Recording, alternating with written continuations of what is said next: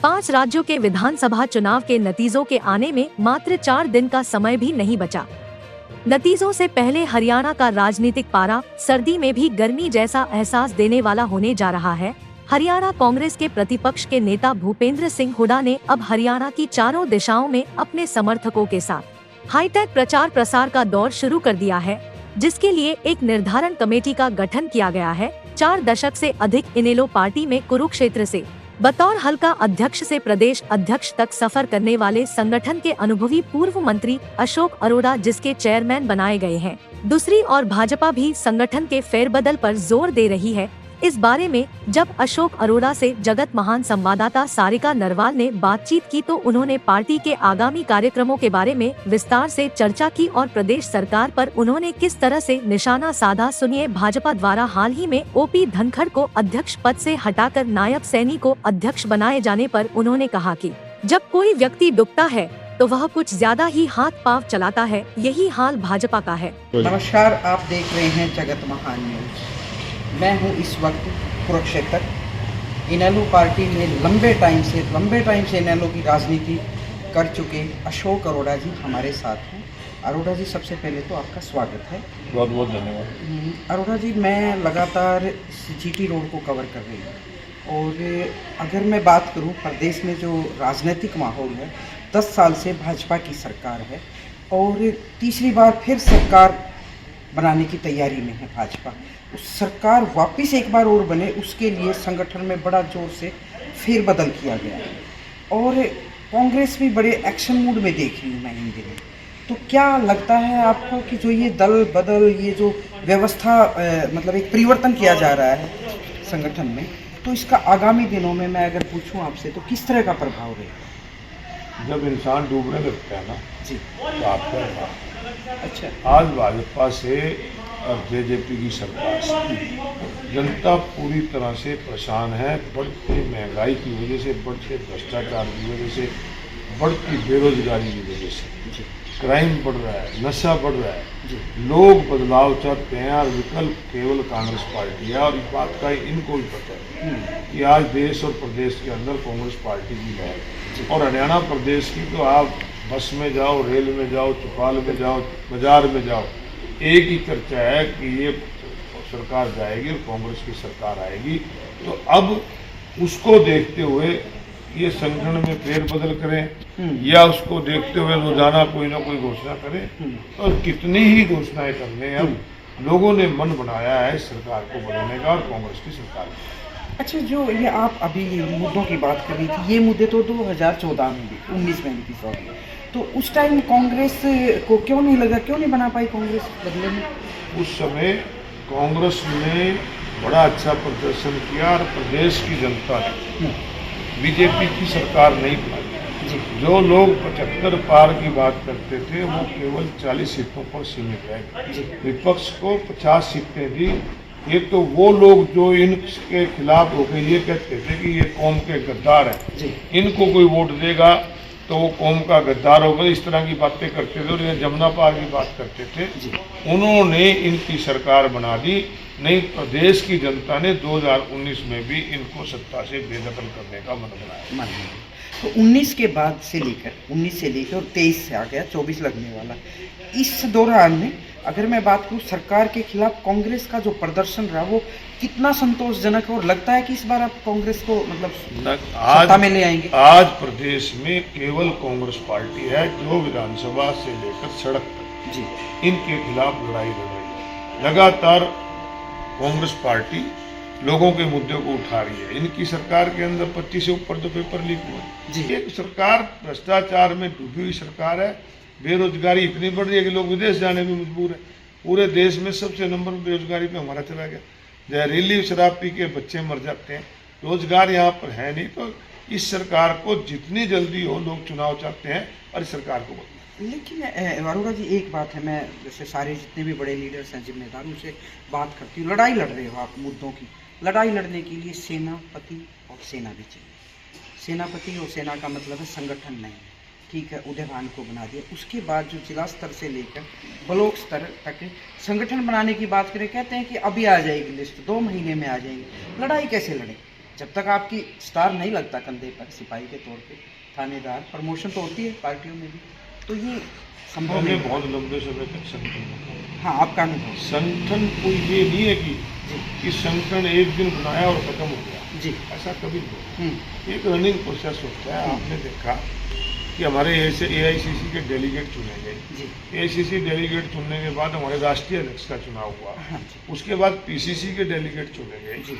हमारे PCC के अध्यक्ष का चुनाव हुआ। हाँ जी। इसी प्रकार हमारे बैकवर्ड प्रकोष्ठ का गठन हुआ है, SC प्रकोष्ठ का गठन हुआ है, जी। श्रमिक प्रकोष्ठ का गठन हुआ है, सर्विसमैन प्रकोष्ठ का गठन हुआ है। रही हाँ, बात तमाम प्रकोष्ठ चुने गए। रही बात ब्लॉक और जिला प्रधान, हाँ जी। वो भी अंडर प्रोसेस से हो जाएगा। परंतु जहाँ तक सेनापति भी है, सेना भी है। जी। सेना को ये नहीं है कि जिनको पद मिल गया वही सेना है। जी। सेना तो वो है जो बूथ पे बैठ के लोगों की वोटों को भरता है। जी। तो वो सेना पूरी तरह से आज तैयार है। जहाँ भी प्रोग्राम हो रहे हैं कांग्रेस पार्टी के, चाहे हमने विपक्ष आपके समक्ष किया, हजारों की संख्या में लोग आए, चाहे हमने हाथ से जोड़ो हाथ प्रोग्राम किया, चाहे हमने भारत जोड़ो यात्रा राहुल गांधी जी ने किया, कितना भारी समर्थन लोगों का मिला। अच्छी बात। तो पूरी तरह से आज अब भी हम लगातार जी। अपने प्रोग्राम चला रहे हैं जन आक्रोश रैली के माध्यम से। हाँ। लगातार 1 नवंबर से हमने शुरू किया, 1 जी। नवंबर को हमने दौर में किया था, जी। जी। 3 को हम इसराना करने जा रहे हैं, 17 को हम गज्जल में करने जा रहे हैं, 24 को हम सिरसा में करने जा रहे हैं, 25 को हम स्पीडो में करेंगे, 31 तारीख को लाडवा करेंगे। लगातार इस प्रकार के प्रोग्राम करके जहां जी। सरकार की विफलता लोगों को बता रहे हैं, उसके साथ साथ कांग्रेस पार्टी की सरकार बनने में लोगों को क्या क्या सुविधाएं दी जाएंगी, इसके बारे में ज्यादा कहा। अच्छी बात है जो आप एक लगातार संगठन को मजबूत कर रहे हो, लोगों से आप निजी तौर पे मुलाकात भी कर रहे हैं। आपकी संगठन की बड़ी एक अच्छी मतलब भूमिका भी रही है और एक सफल आप नेता के तौर पे भी जाने जाते हैं, बेबाक पे भी जाने जाते हैं। लेकिन अरोड़ा जी, एक प्रश्न हमेशा मेरे दिमाग में रहता, आप इतनी तैयारी करते हैं, लोगों को जोड़ रहे हैं और 1 मिनट में आप ही की पार्टी का कोई दूसरा नेता आके कहता है कि मैं अब राहुल का संदेश लेके पूरे हरियाणा में घूमूंगी, तो लोगों को ये लगता है कि भी राहुल का संदेश लेके क्या भूपेंद्र सिंह हुड्डा, क्या अशोक अरोड़ा नहीं घूम रहे? प्रजातंत्र में हर एक को अपनी बात रखने का अधिकार है। सभी नेता कांग्रेस को मजबूत कर रहे हैं, कांग्रेस से बाहर तो कोई नहीं कह रहा, सभी यही तो कह रहे हैं कांग्रेस की सरकार बने। तो कांग्रेस की मजबूती के लिए कोई भी नेता निकलता है, उसका स्वागत है। लेकिन लोगों को तो ये लगता है ना, लगातार पब्लिक के मुद्दों को लेके भूपेंद्र हुड्डा और अशोक अरोड़ा आक्रामक आ गए हैं एक तरह से उस शैली में, लेकिन उनको ये लगता है कि अच्छा ये भी चीफ मिनिस्टर बनने की तैयारी में। लोग, आप एक बात मानो, हरियाणा में ये मानते हैं कि कांग्रेस इज द भूपेंद्र हुड्डा और भूपेंद्र हुड्डा इज द कांग्रेस।